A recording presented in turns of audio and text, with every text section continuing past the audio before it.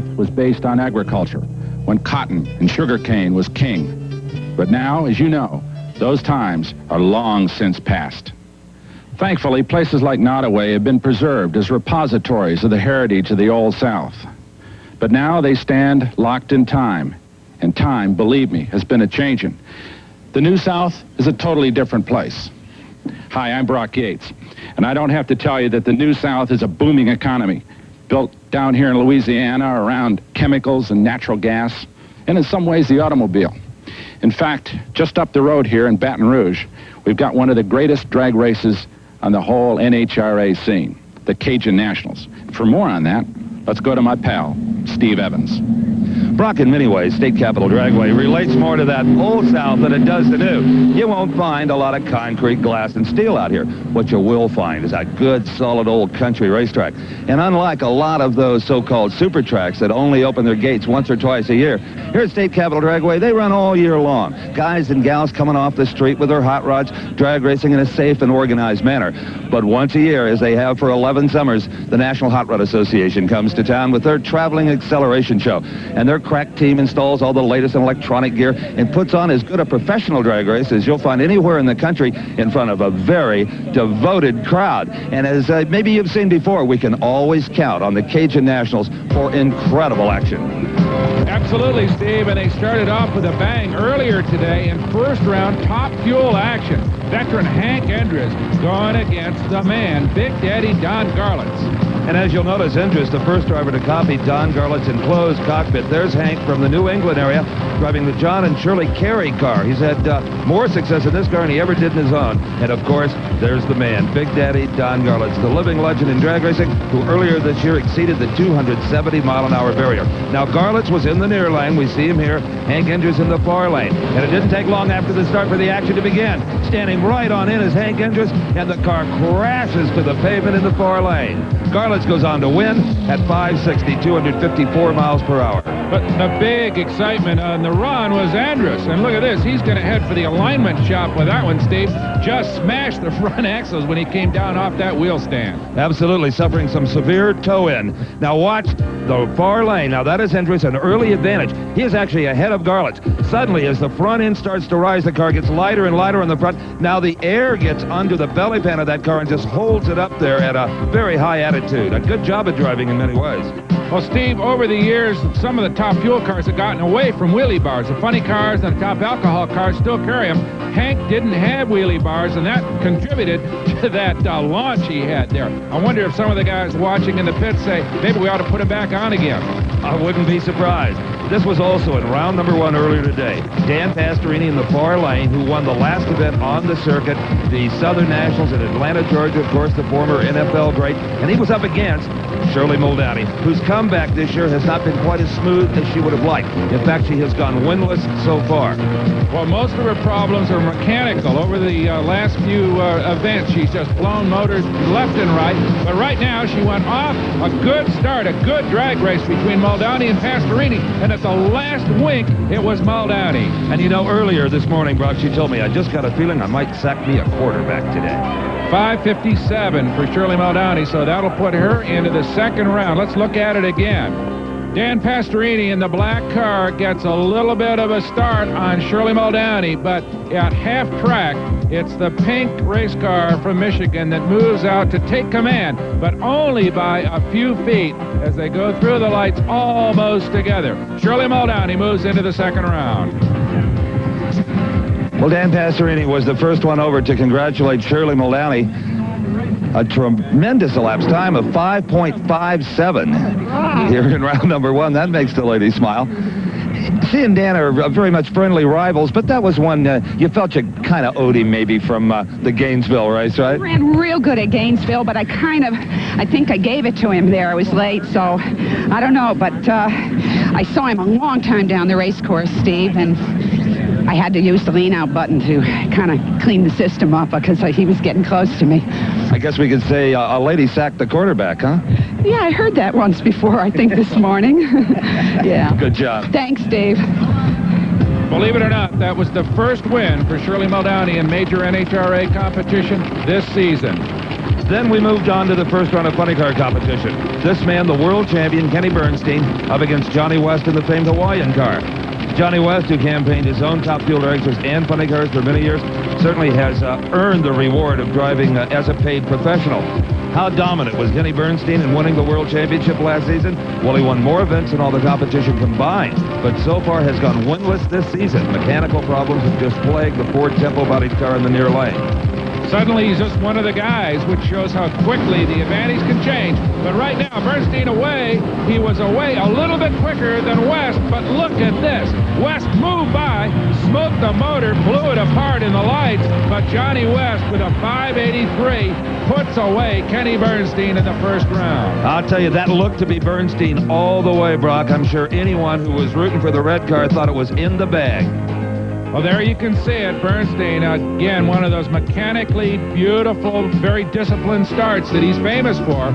And he looks as if he's on his way to victory. But suddenly, in a burst of power, almost in the lights, West blows past him to victory.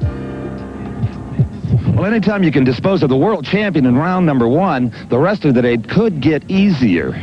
Well, not really. You never say easier to anybody. Good drag race. Oh, yeah, it was. He had me covered most of the track, and then I just left it in low until it just finally came around him. This thing's got some awesome mid-range. Roland just really got her tuned up right now. Looks like Roland's going to be working on it, too, by the smoke I see. Well, will be, but we're willing to pay the price. That's what we're here for. Nice drive. Thank you, Steve. So that last second burst of horsepower disposed of the champion and left Kenny Bernstein a bit shocked. Well, Kenny Bernstein, a tricky racetrack, some very difficult weather to race in, and it all boils down to a first-round loss, something you don't experience very often. Got beat. That's all you can say. The Hawaiian Punch car whipped us like a dog, and that's what happened today. But, you know, it's a long year. Let's keep saying that every time we interview lately, it seems like. Johnny was saying you were ahead of him most of the racetrack. Well, I didn't see him all the way until right before the first light, and he came right around me there. I was really surprised to see him at that stage, because usually by the time you get right before the first light, you're pretty much ready to go to the next round, but he came right around me. Okay, sorry to see us early. No problem. Thank you. So Kenny Bernstein was finished for the day, but Johnny West, well, that crew of Roland Young is back in the pits right now, changing engines. You saw that giant burst of smoke right in the lights, and that meant engine change for the Hawaiian team. And we'll be back with more action from the Citgo Cajun Nationals following this.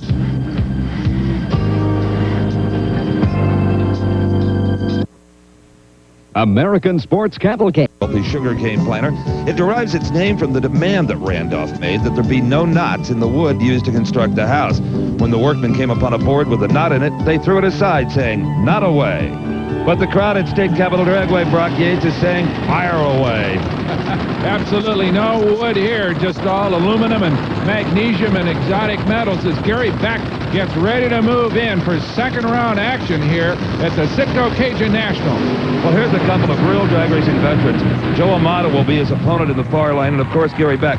Both have earned world championships in their career. In fact, Beck has too. But both of them also learned how tough it is to defend those titles. When Beck won it in '83, Amato dominated in '84. Then Garlett came back and took it away from Amato in '85. It's really hard to repeat those world titles in this class.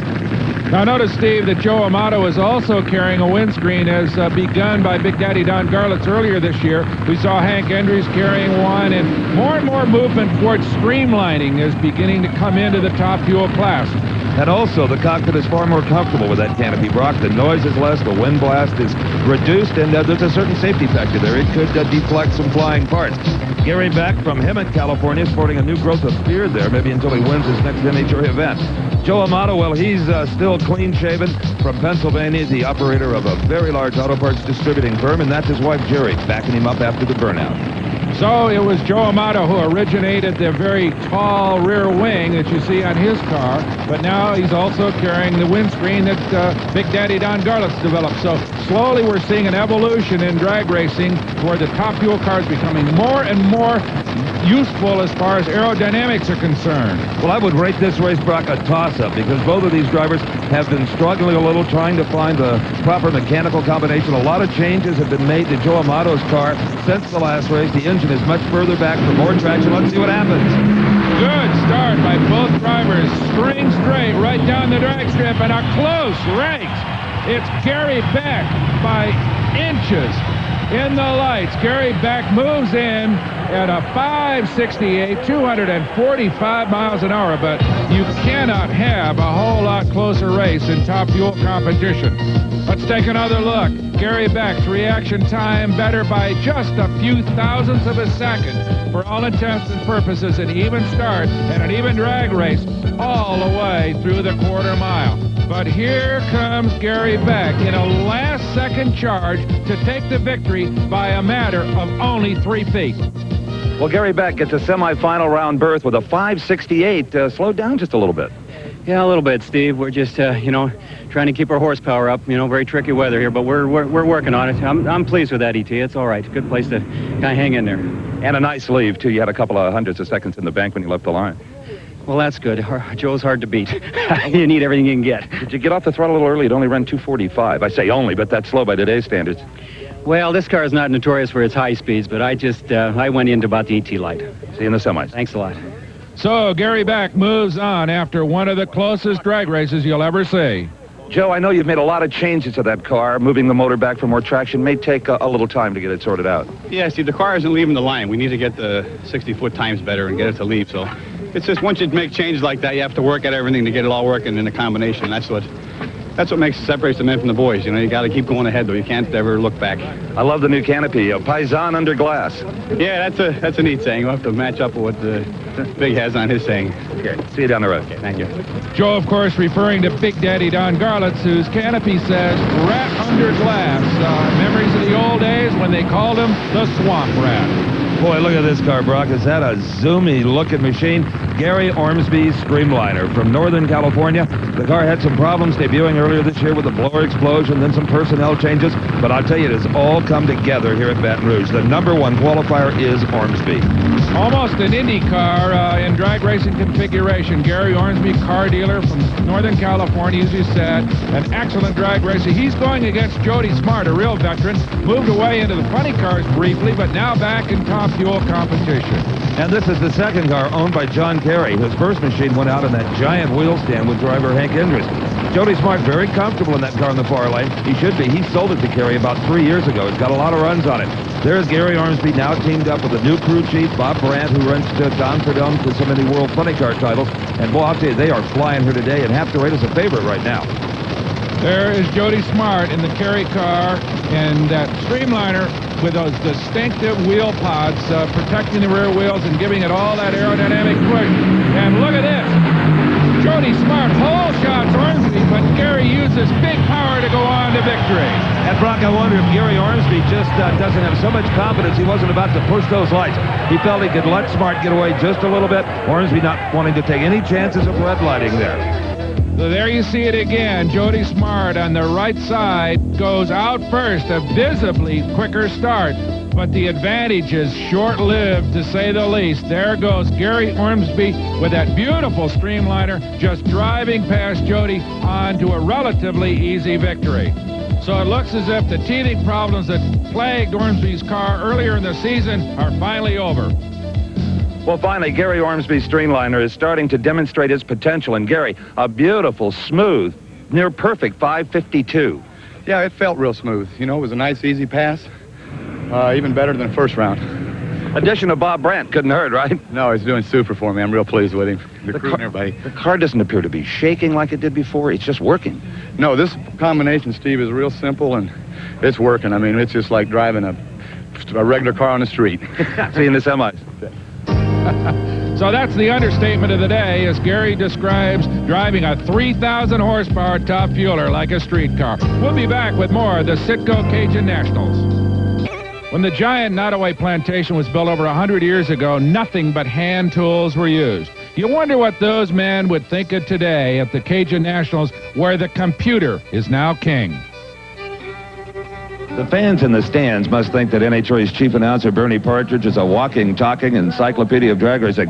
Well, he is a very knowledgeable guy, but he's getting a lot of help these days from NHRA's new CompuLink computer system. Now, stored in this computer is the information on thousands of NHRA drag racers, both sportsmen and professionals. Their numbers are entered for the proper lane, and on the screen is displayed their name, where they're from, the kind of car they drive, the races they've won, their occupation, just about everything that Bernie would want to know.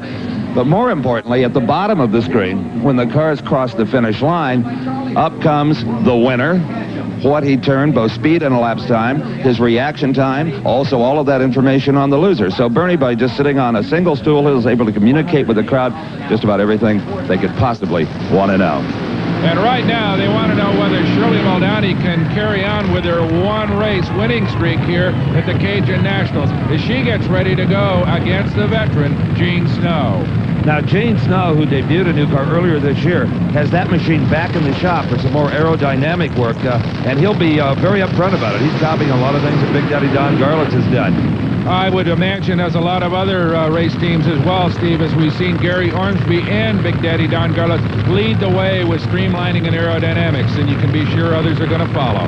And Brock, this may be the first time this year that Shirley Muldowney has sat in that car with a real feeling of confidence. Disposing of Dan Pastorini round one, the blower is staying on the car, everything is working right mechanically. She's got to feel good about it, and we may well again see that smile at the other end of the racetrack. As far as Gene Snow is concerned, he's seen it all. Drag racing in funny cars and top fuel competition over the years, and a very stable, very cool, very, very collected race driver. Never seems to get rattled, ever, in the starting line sequence or in the middle of the racetrack. Well, Gene Snow had one national event victory last year, the Fall Nationals in Phoenix, Arizona. And, of course, while Gene was out winning that race, Shirley Muldowney was going through more physical therapy. But she told me earlier, Brock, today that this race is the first time that she has experienced no pain whatsoever. She's feeling good, walking good, and just wants to win a race. Gene Snow is off the mark first. Gene Snow, the crafty old veteran with a big advantage. His car moving around at the middle of the racetrack, but it is Gene Snow disposing of Shirley Muldowney. 572, 238 miles an hour, fairly modest speed there. As you can see, Gene Snow kind of took the long way around. He was away first. He really had the race pretty much in hand, but about half track, the car began to weave a little bit, and there was a moment there when it looked as if Gene might cross the center line and disqualify himself. But he got it all gathered up and moved on to a relatively easy victory as Shirley seemed to lose power at the far end of the racetrack. Gene Snow, the winner. Well, Gene, I guess that's why they put steering wheels on top fuel dragsters, to get you out of trouble. Yeah, it was a little bit crooked. I can't believe we still got ahead, and he got ahead of her. A 572. Is that all it was? Well, we've been running 570s all weekend. We're lucky to be here. Well, tell me about the drive. You were working in there. Yeah, I don't know what. He just seemed to kind of move sideways on me, and I just backpedaled and got right back on it, and it hooked up. We were real lucky. One tire maybe losing traction? Or? Yeah, I think it was out of the groove a little bit, which is hard to stay in the right side. Stay in the semi. Thank you. So Gene Snow drives his way into the semifinal round. And here is the last race of the second round. That's Big Daddy Don Garlits and that unique streamliner that has revolutionized the sport this season. Against him, the upset-minded Dick LaHaye, a man who doesn't have the big financing, but has the big heart and the big desire. And now, let's go to Steve, who's rounded up Shirley Muldowney. Well, for Shirley, this has really got to be a disappointment because the car performed flawlessly in qualifying and in first round. Shirley, what happened? Big disappointment, Steve. I think it smoked the tires. It shook pretty bad, so we'll see.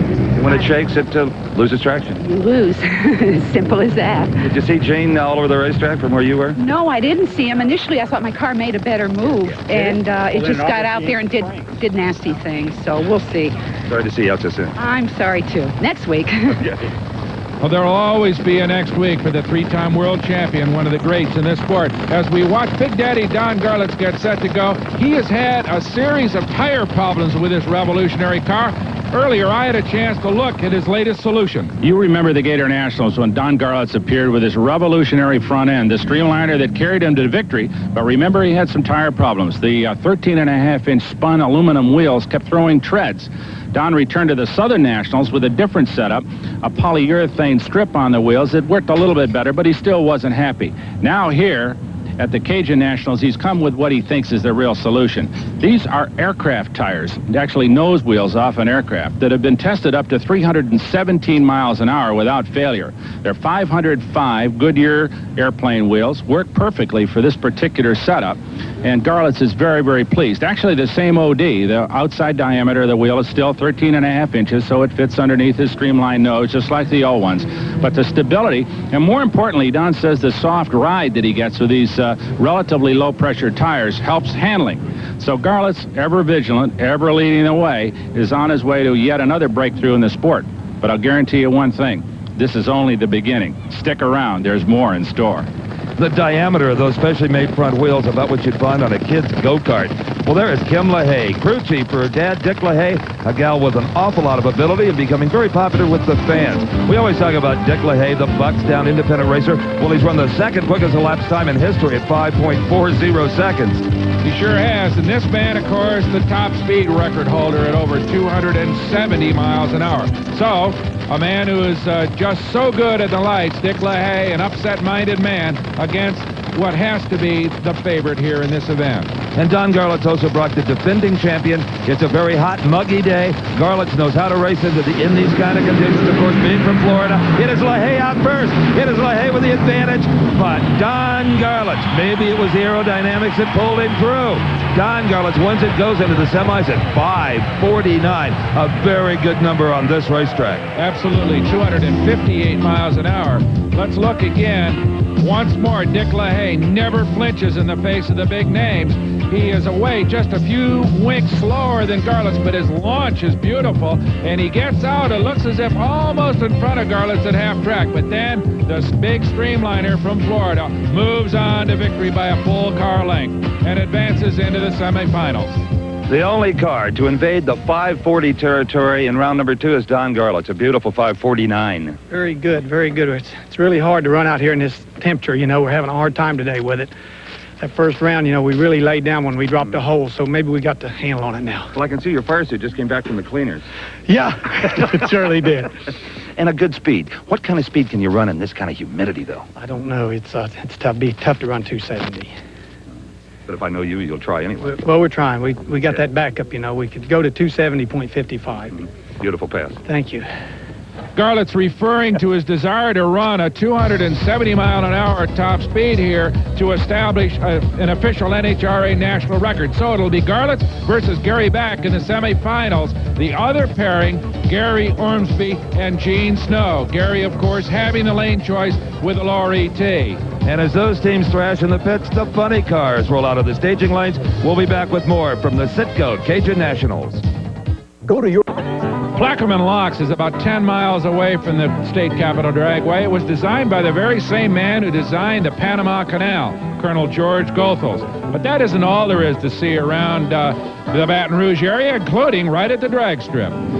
There's a lot to see and do here in the pits at the Cajun Nationals.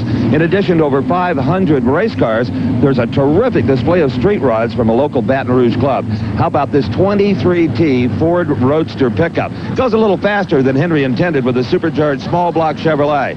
Next, there's an absolutely perfect 39 Chevrolet two-door sedan with two-tone paint. The Chevrolet, the body, the interior, perfect. And these guys drive these cars on the street every day, back and forth to work. How about an all-black and beautiful 40 Ford? Well, I say all black with the exception of flames on the hood and the front fenders. I love flames. And finally, this absolutely beautiful metallic blue 35 Ford two-door. Everything chromed and polished. This car is just perfect. And remember, these people enjoy these cars. They don't just display them, they drive them. And you know about the best investment you can make when you go to an NHRA national event? A few extra dollars for a pit pass. You can see it all up close. Well, you can't get quite this close. That's where our cameraman is as he gets ready to shoot the second round in Funny Car, and that is Tim Gross, who's going up against the Mongoose, Tom McEwen. Well, Tim Gross started the season out right, Brock. He won the NHRA Winter Nationals, Pomona, California, back in February. Tom the Mongoose McEwen with the roof hatch open, trying to get some fresh air in and some smoke out of the cockpit.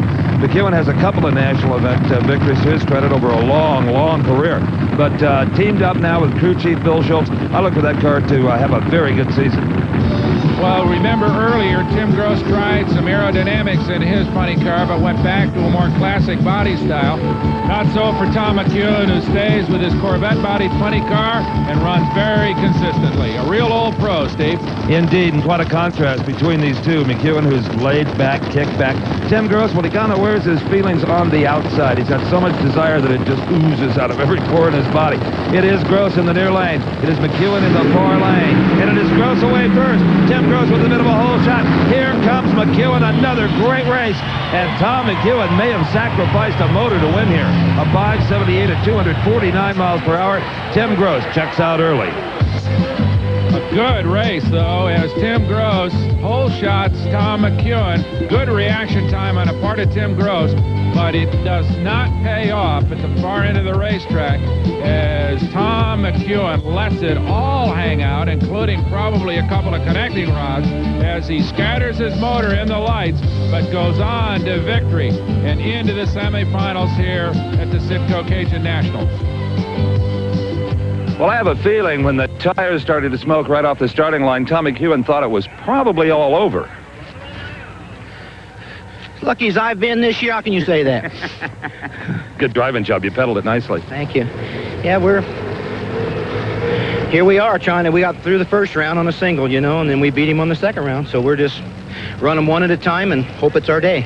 A little bit of smoke out of her at the finish line. What a run on the run, do you know? 578. Oh, good. Okay. That's fine. Especially considering the traction problem. I'll take that. Okay. Thank you.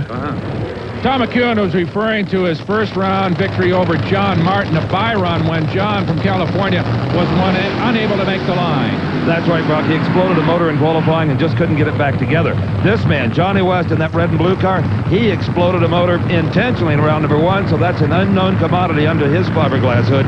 Scott Coletta, second-generation drag racer, Ypsilanti, Michigan, a car that's a couple of years old. His father, Connie, feels these are good training wheels to get him through his freshman year as a pro. Well, I'll tell you what, if you can get through one of these things, I would imagine this is about as challenging a seat as you can get into in big-time drag racing. These funny cars with their short wheelbase and monster power, very difficult to handle. But Scott Coletta, for his young age, also has experience in top fuel ranks as well. And alcohol dragsters. Johnny West, he's driven literally everything with wheels that could go down a drag strip. The experience definitely on his side here. So we'll see. Well-financed team from Dad Connie Coletta bringing both the top fuel car and Scott's funny car in here. Johnny West, we saw him just scatter a motor in his first round victory, but right now rolling on, and the crew got that car back to the line, and I'm sure with a fresh and very stout motor under the hood. Well, Scott's dad, Connie, lost in the first round to Gary Ormsby. He got in the airplane and said, son, you're on your own. Connie went home. The kid's got to do it himself today, Brock. And he's got a big job in front of him, Johnny West, on a roll here. Very experienced driver, as you said. But right now, it's the kid versus the veteran. And it's the kid away first. Scott Coletta with the lead. Suddenly, oh, and Coletta is sideways. He may have crossed the center line. Both drivers with their hands full. Johnny West lost traction, did a masterful job. Scott Coletta was hooked up, and suddenly the car just made a vicious move.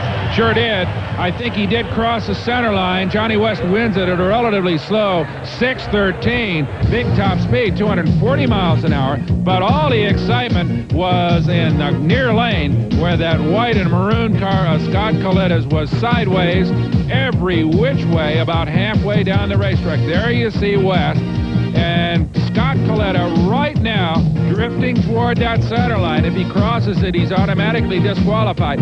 But apparently he does not cross the line, but overcorrects and then moves perilously close to the steel guardrail. One more twitch of the car, but by now it's all over. And Johnny West moves into the semifinals. Thank you, Scott. Good race.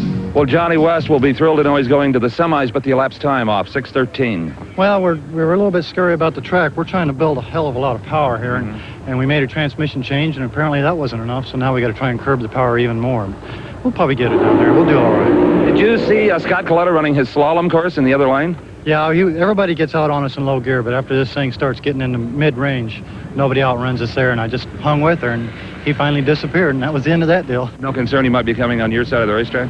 No, Scott's plenty safe. I know him. I don't have any worries about him at all. Okay, nice job. Thank you, Steve. So Johnny West moves on here at the Citgo Cajun Nationals as we watch the crew of Gary Beck getting ready for his run against the King, Big Daddy Don Garlitz. There'll be more top fuel and funny car action after this. Louisiana State University in Baton Rouge was established in 1860, currently has 30,000 students enrolled. The building we see here is the LSU Memorial Tower, commemorating World War I soldiers. Well, about 30 miles away at State Capitol Dragway, there's a veteran of another kind. The Candies and Hughes funny car, the hometown favorite, driven by Mark Oswald. I'm Steve Evans along with Brock Yates. The action continues here at the Citgo Cajun Nationals. Well, Steve, it'll be round 2 competition with John Force versus Mark Oswald. As you said, the hometown favorite, the Candies and Hughes team just down the road here in Houma, Louisiana. Of course, John Force from California in here as the low qualifier of the event. So this could be a good one. A lot of desire, of course, on the part of Candies and Hughes to show up well here after some pretty dismal seasons. Well, John Force's consistency this year could finally lead to his first big win. Mark Oswald, of course, has won a World Championship, but then kind of fell on hard times. Earlier, Brock talked to the car owner, Paul Candies, about the last couple of seasons. Well, last year was not a great season for Candies and Hughes, and now back with the home fans here in Baton Rouge, it must add extra incentive to really perform. Oh, yeah, we had a really off year last year at the beginning of the year. At the end of the year, we kind of got our stuff straightened around. The car ran pretty well. We found some problems with the car in mid-year, and by the time we decided what was wrong with it, we had crutched it around so many times on other things that we were really off base. So far this year, this new car has run really well. It's qualified well. We've had a little problem with it smoking the tires at times, and also a little problem with it keeping on the end of the racetrack as we did in Atlanta, but we seem to have found that problem, and I think we'll be in pretty good shape, but the extra home crowd incentive here is just, I think that's what we need to kind of spur us on, so my guys are ready to come here and do a good deal. Perfect. Well, good luck. I hope it works for you. Thanks. Well, if that car wins, Brock, you can bet it'll be a hot time on Bourbon Street tonight. New Orleans, just about an hour-and-a-half drive away. So, bringing the engine up to temperature is Mark Oswald inside the Candies and Hughes car, already up at the starting line saying, come on, let's race. That is John Force, his crew chief, Austin Coyle, out in front of that car. The man who wrenched Frank Hawley to 2 world championships in the famed Chi-Town Hustler. The OK sign goes to John Force. Austin feels the traction's good enough to hammer that pedal. Well, don't forget, though, John Force is in a lane that has caused some problems over the day, so it may be that Mark Oswald has the better of the 2 lanes, but we will find out right now. A good start by both drivers. It is Force losing traction. Oh, my. John Force drafts right in behind Mark Oswald. No harm, no foul. Oswald advances with a 584, 252 miles an hour. Well, that was a little too close for comfort, Brock. It sure was, as we watched the 2 cars launch almost together. Actually, Oswald with a little bit of an advantage, but John Force trying his best, but right here, the racetrack puts him away. Probably a slick spot, and he makes a dive toward the center line. That, of course, will put him out, and fortunately, he misses Mark Oswald. That could have been a serious collision, but Mark Oswald goes on to victory. Well, Mark Oswald keeps the hometown fans' hopes alive with a nice 584 win over John Force. Everything okay? Yeah, fine. It was a little loose. I almost crossed the center line down at the other end, but managed to hang on to it. He did cross the center line. He did? Well, I almost did. It was just whoever stayed in their own lane. It's real loose at the other end. Speaking of lanes, you had lane choice. The left would appear to maybe have a little edge. Yeah, that's one we took, and I think we'd stay in there if we can. I think we raced McEwen, though, and he's got lane choice next round. Okay, see you then. Thank you, Steve. And that lane choice could relegate Oswald to that dreaded lane that put out this man, John Force. You qualified low, stumbled a little bit first round, and now over the center line, John. It looked like it just a kind of a slow drift. No, it got loose. I had a lot of smoke in the cockpit, and he was out on me. I was chasing him. There was no way I could try to pedal it or do anything to correct her. I was just going to stay after and hope my luck held, and it just didn't. Is that a situation where the centrifugal clutch starts to come in? Yeah, we stretched her pretty good in low gear, and usually I don't go that far, but he was out on me, and we just had to stay with it, and we jumped this track and weather back and forth, and it just bit us. Well, you took home a few bonus dollars for low qualifier. A fine job there. Well, we're getting better. I'll say. So, John Force's quest for a first NHRA victory continues as we get ready for more second-round action. That will be Jim Head, the independent from Columbus, Ohio, who is so consistent, Steve Evans. In fact, he won this race a year ago, Brock Yates, and in the final round defeated Billy Meyer, who he will race again here.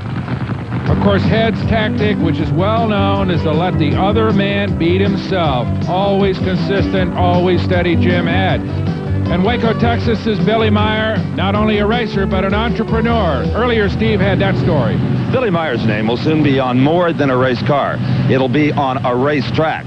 Currently under construction on the south side of Dallas, Billy Meyer's Texas Motorplex. the most incredible drag racing facility ever built on 500 acres. As you can see by this crude but accurate rendering, it's a stadium environment, an incredible timing tower with adjoining suites. The race cars reveal themselves coming under the tower, 30,000 grandstand seats. Now, on 500 acres, Billy is also building a road course, a business park for race-related companies, a driving school, and with that kind of room, just about anything this aggressive young man should choose to conceive. Now, this will also be the home of NHRA's newest national event, the Texas Nationals. Well, right now, Billy Meyer's only thoughts are centered on this automobile, the red Oldsmobile of Jim Head in the far lane. Billy Meyer always ready to compete, but I'll tell you what, Steve, Jim Head we've seen him upset so many good drivers over the years. Including Billy Meyer, but it's Billy Meyer away first. Meyer a good hold shot. It is Jim Head over the center line. Sweet revenge for Billy Meyer after his defeat at the hands of Jim Head a year ago. Meyer, a 5.89 second elapsed time. He'll go to the semifinals. And he will be matched up against Johnny West in the Hawaiian. Meyer has the lane choice in that competition. The other pair in the semifinals, Mark Oswald against Tom McEwen. McEwen with that lane choice. And now, let's go to Billy Meyer, who has just disposed to Jim Head. Billy Meyer takes the win light with a 5.89, but Billy, what you may not know, that will give you lane choice over Johnny West, and that could be a big factor. I was a little concerned about that because about half track the thing just laid over. I bet it didn't run on about 235 or 240, and I guess it dropped a cylinder, but it's nice. We had lane choice and had time to watch him run, so we knew we didn't have to do the best thing.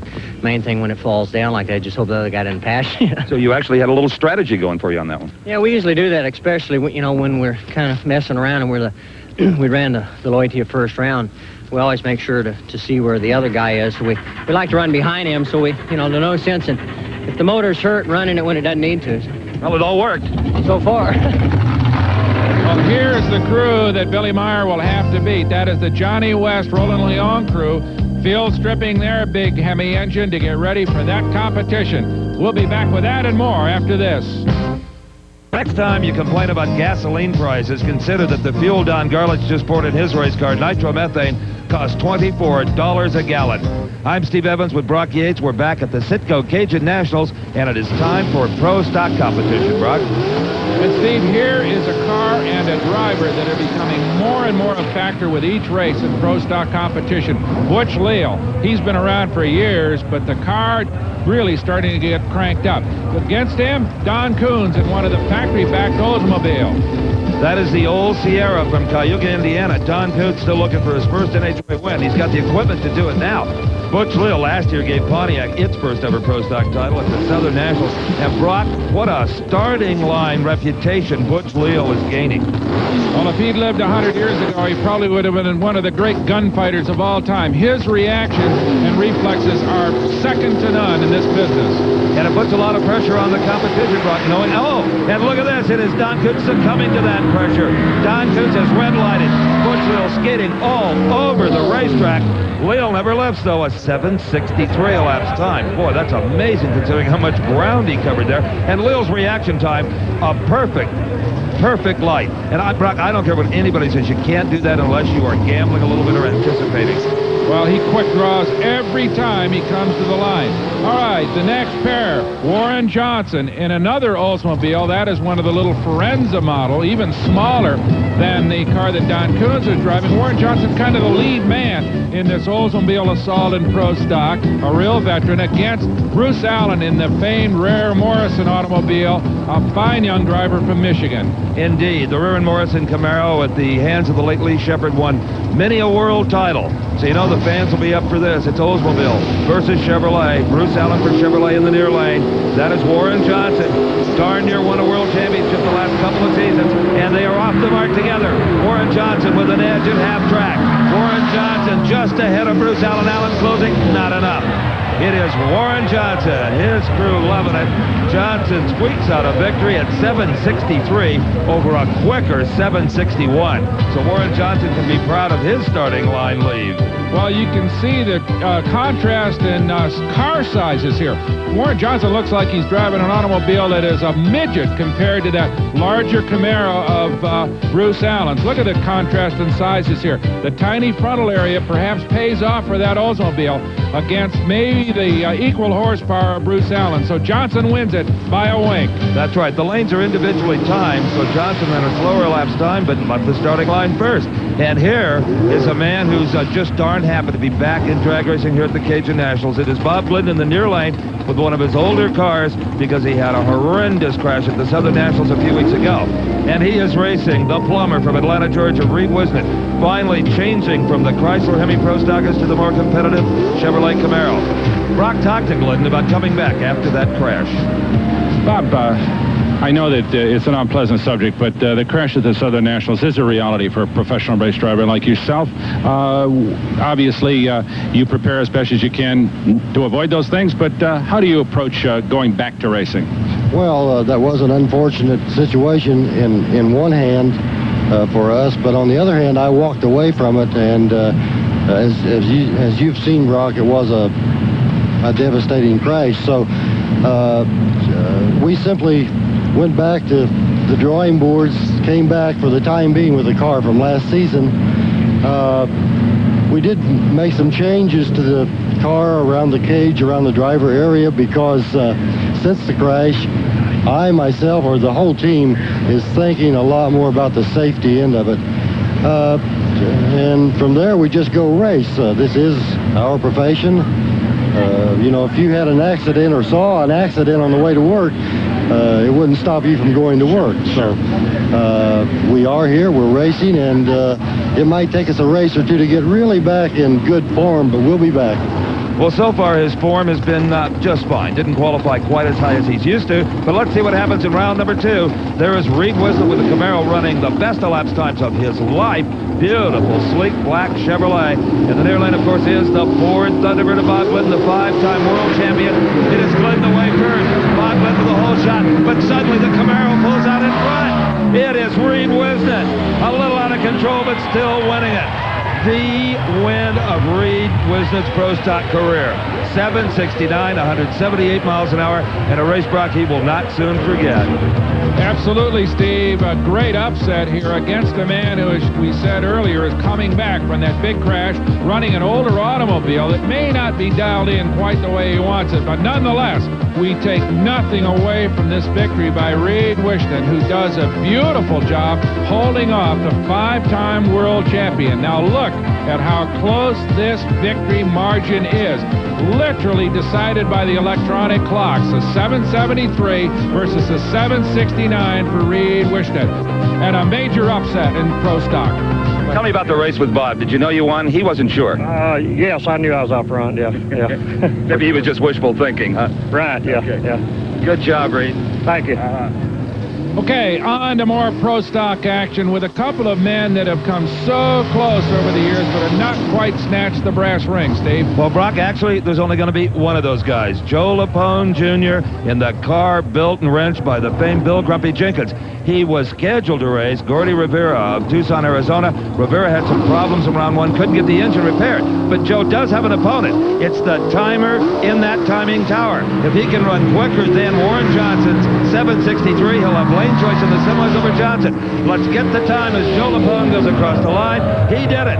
Joe Lapone with lane choice at 7:59, 178 miles an hour. He played beat the clock very well. He sure did. And as we've seen, lane choice can be critically important here. So Joe Lapone will face Warren Johnson in the Pro Stock semifinal, and Joe pulling out that lane choice with that beautiful run we just saw. Butch Leal and Reed Wisnett go against each other in the other Pro Stock semifinal.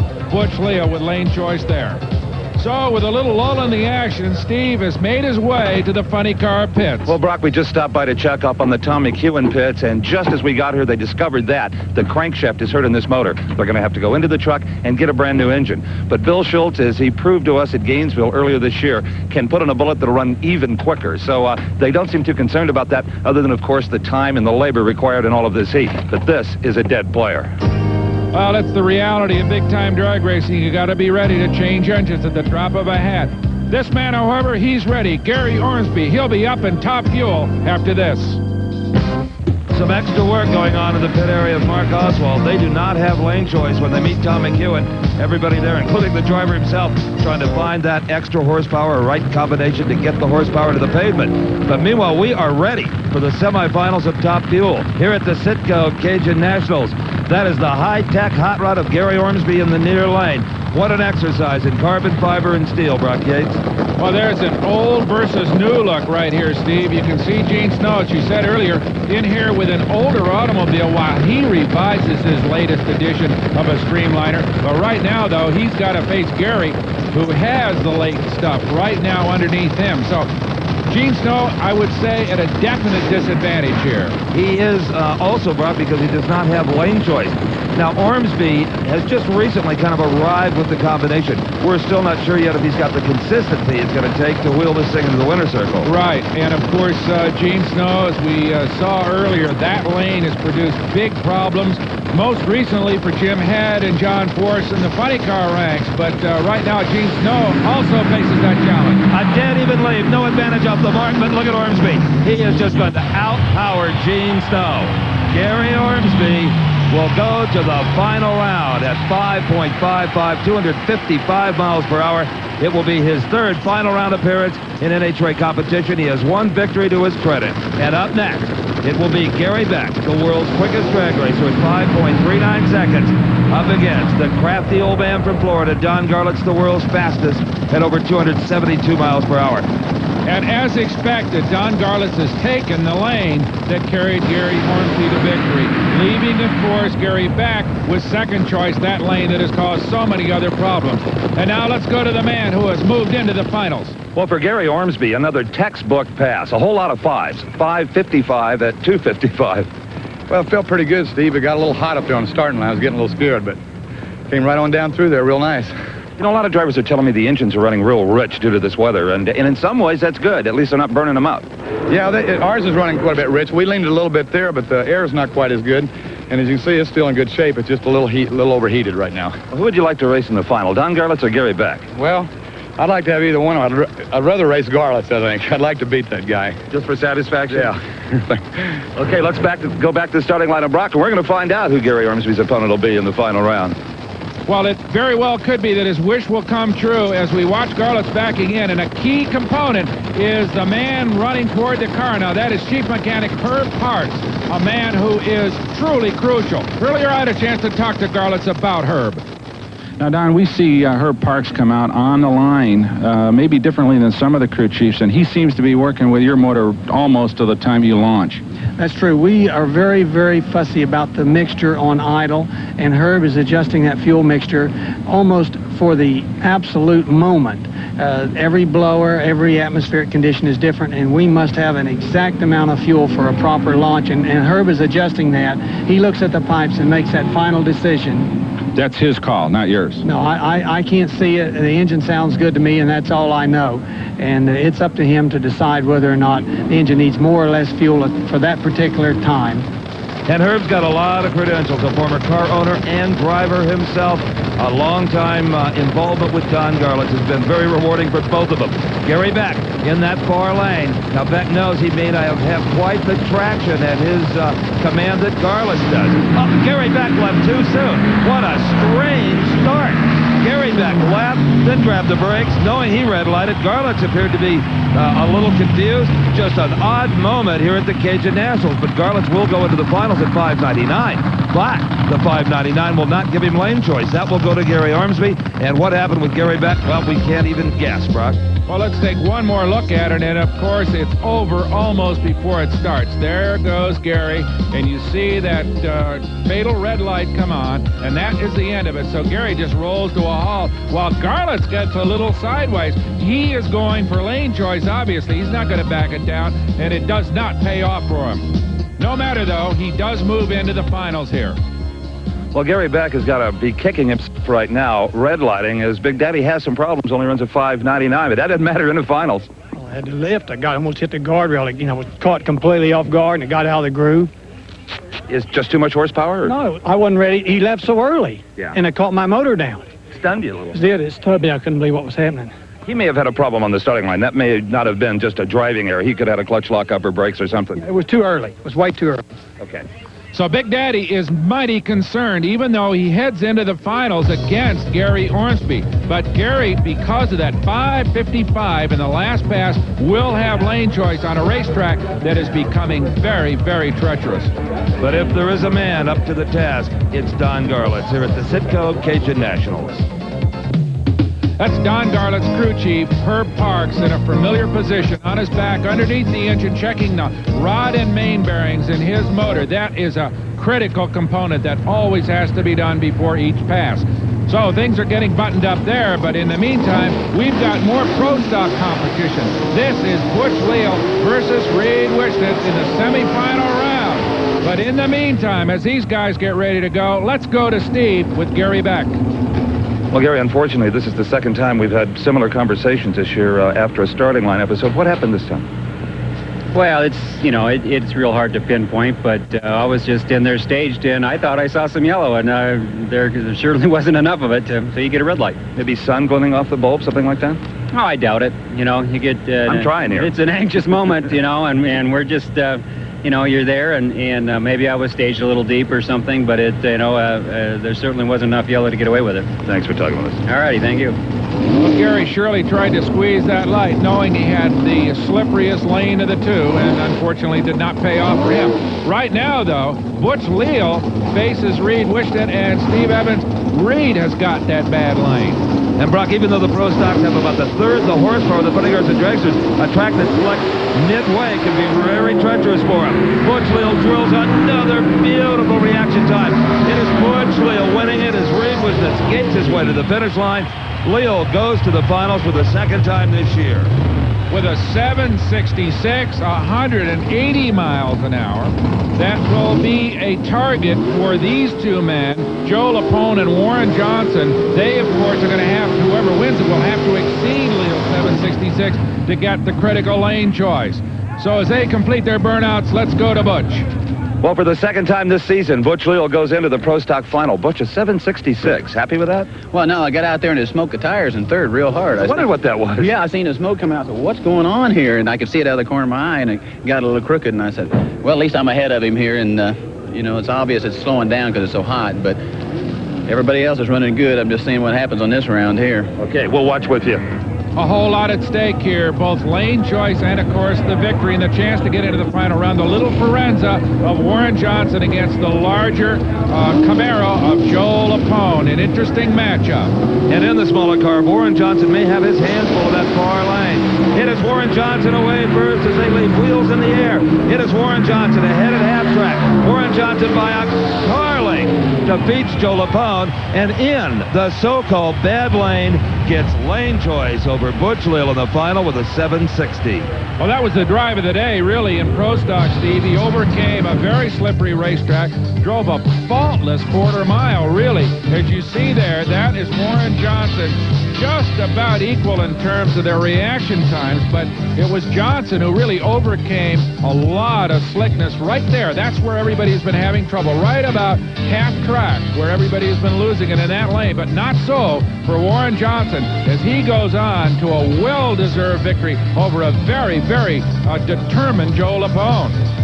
So there you have it. In Pro Stock, we have Warren Johnson and Butch Leal, and Warren Johnson pulls out lane choice with a beautiful drive at the very last second.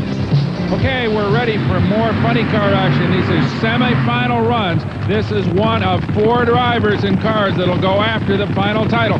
That's Billy Meyer doing one of his patented big smoky burnouts. And against him, Johnny West in the Hawaiian, a man who now faces that challenge of that very slippery lane.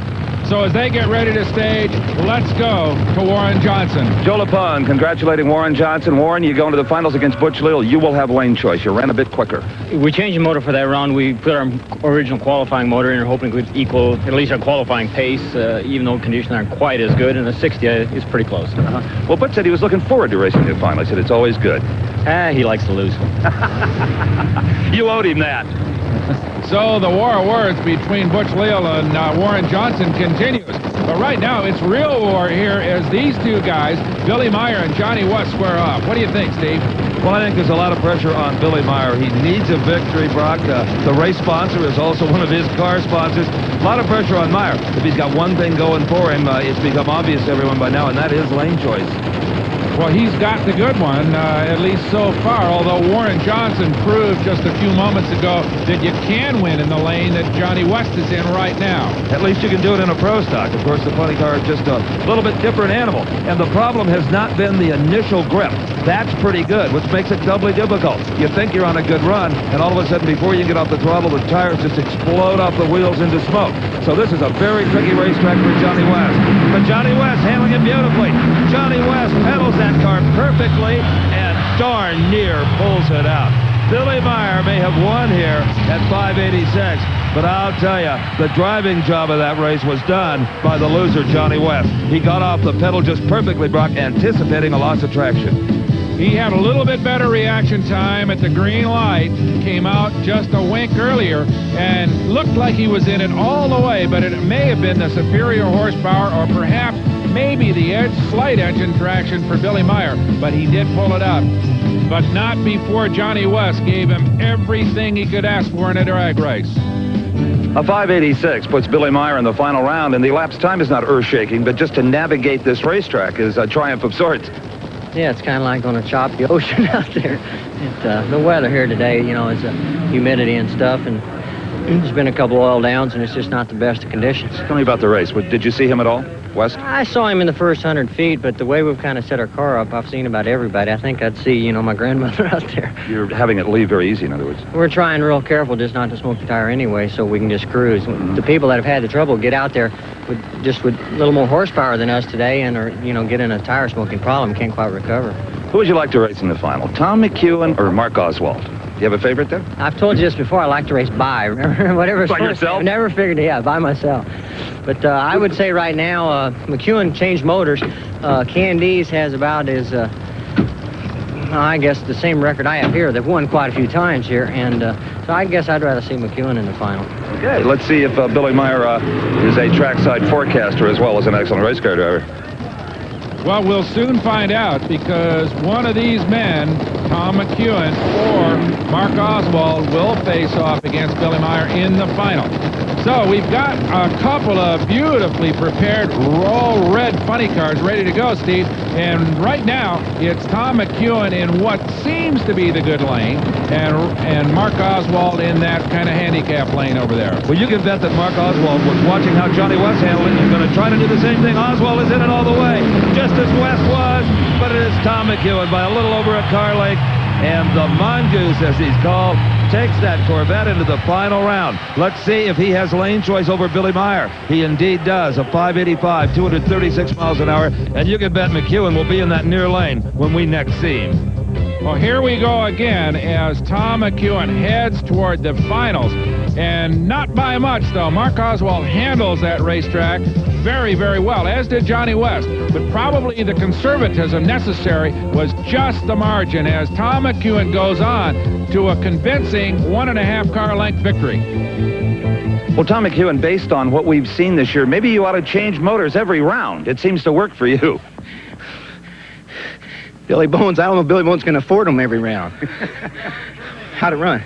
You got lane choice by 100th, 585. Oh, good, good. Well, our luck's still hanging in. Mark and I, either one, haven't had much luck this year, but mine's a little better than his. Meyer's sponsor is sponsoring the race. So, one at a time, we'll see what happens. You mentioned Billy Bones, who supplies a little of the cash for this operation. You hate to feed it a motor, but when it works, it's all worth it. I always say when we heard the engine, I said, gee, Billy, I'm sorry, it was your engine in the car when it broke. He says, why is it always my motor when it breaks? I said, well... Could be a good final round. Lane choice has got to help. Got to give you confidence, if nothing else. Yeah, thanks a lot. We hope our luck holds up. Okay. There's to a whole lot of fans who've been rooting for Tom the Mongoose McEwen for these many years. One of the great names in the sport, and he will have lane choice against Billy Meyer, the young Waco, Texas entrepreneur who has already enjoyed victory here at the Citgo Cajun Nationals. And in the pits, Butch Leal gets ready to go against Warren Johnson in the Pro Stock Finals. Along with Brock Yates, and we're back at the Citgo Cajun Nationals, NHRA drag races. That's the pit area. Billy Meyer, a lot of work to be done there before he's ready for the final round. In fact, we have only final races left. 3 of them. Pro Stock, Top Fuel, and Funny Car. And first up, Brock, will be Pro Stock Butch Leal and Warren Johnson. And look at this, Warren Johnson, even though he had lane choice, is going to stay in that far lane. Well, he had low ET to get that lane choice in the last round, just squeezing out a 760 against Butch Leal's 766 that he had. So maybe Warren says, hey, it worked for me. If it ain't broke, don't fix it. So he'll stay over there.